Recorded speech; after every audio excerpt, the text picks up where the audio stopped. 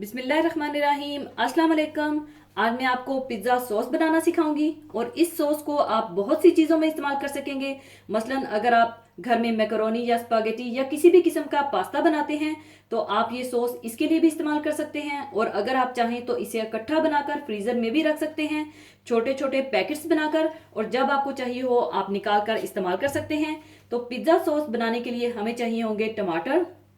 मैं यहाँ पर कैन के टमाटर ले रही हूँ, और अगर आप फ्रेश टमाटरों के साथ बनाना चाहते हैं तो आप अच्छे रेड रेड टमाटरों को बॉईल करके इनका छिलका उतार कर चॉप कर लीजिएगा। और मैं एक छोटा टमाटो प्यूरी का कैन ले रही हूँ जो कि 400 ग्राम का है। और 2 टेबल स्पून ऑयल, मैं यहाँ पर ऑलिव ऑयल ले रही हूँ, आप जो भी ऑयल लेना चाहें ले सकते हैं। और चॉप किया हुआ लहसुन 2 जवे, जिसमें से आधा मैं पहले इस्तेमाल करूंगी और आधा बाद में। नमक हस्बे ज़रूरत, कुटी हुई लाल मिर्चें हाफ टी स्पून, सुर्ख मिर्च पाउडर 1/4 टीस्पून, या ये आपके टेस्ट पर है कि आप कितना स्पाइसी पसंद करते हैं, उस हिसाब से आप इसे कम या ज़्यादा भी कर सकते हैं। और हाफ टी स्पून थाइम और हाफ टी स्पून ऑरिगेनो चाहिए होगा। सबसे पहले आप टमाटरों के कैन को थोड़ा सा ब्लेंड कर लीजिए।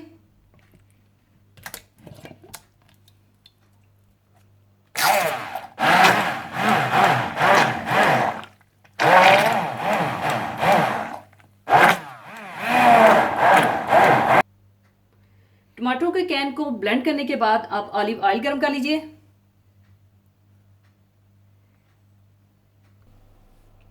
और इसमें आधा लहसुन यानी 1 जवा डालकर थोड़ा सा भून लें।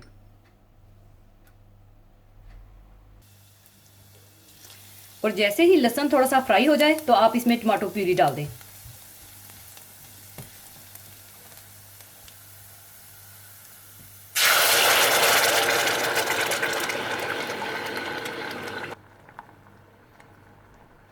और साथ ही आप इसमें डाल दीजिए नमक, कुटी हुई लाल मिर्च और सुर्ख मिर्च पाउडर, और इसे पकाकर थोड़ा सा थिक कर लीजिए। और जैसे ही टमाटो प्यूरी थोड़ी सी थिक हो जाए तो आप इसमें चॉप किया हुआ 1 जवा लहसुन डाल दें, और साथ ही थाइम और ओरिगेनो डाल दें, और अच्छी तरह से मिलाकर आप इसे चूल्हे से उतार लें।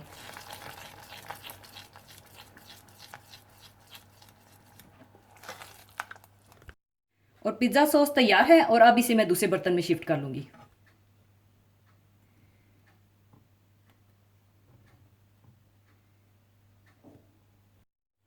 लीजिए, पिज़्ज़ा सॉस तैयार है। इसे आप चाहें तो मैकरोनी, स्पागेटी या पास्ता के साथ भी इस्तेमाल कर सकते हैं। और ज़रूर बनाइएगा और अपने अजीज़ो अकारब के साथ शेयर कीजिएगा। और जाने से पहले एक हदीसे पाक शेयर करना चाहूँगी। हदीसे पाक इस तरह से है, रसूलुल्लाह सल्लल्लाहु अलैहि वसल्लम ने इरशाद फरमाया कि जिसने माह रमज़ान के रोज़े रखे, इसके बाद माह शवाल के 6 नफली रोज़े रखे, तो इसका ये अमल हमेशा रोज़े रखने के बराबर होगा।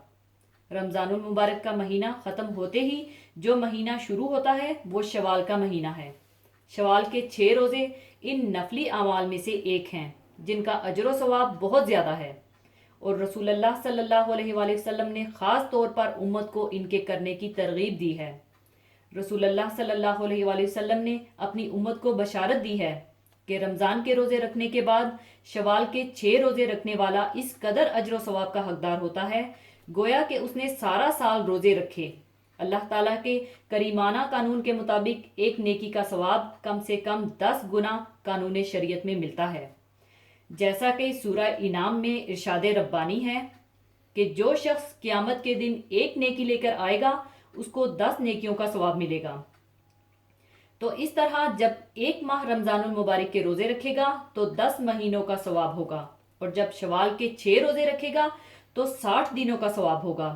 तो इस तरह मिलकर 12 महीनों के बराबर सवाब हो जाएगा। उलमा के नज़दीक रमज़ानुल मुबारक के रोज़ों में जो कोताहियाँ सरजद हो जाती हैं, शवाल के इन 6 रोज़ों से अल्लाह ताला इस कोताही और कमी को पूरा फरमा देता है। इस तरह इन 6 रोज़ों की रमज़ानुल मुबारक के रोज़ों से वही निस्बत है जो फ़र्ज नमाजों के बाद के सुन्नतों की है। अल्लाह ताला इन सुन्नतों की बिना पर हमारी फ़र्ज नमाज की कोताहियों को पूरा फरमा देता है।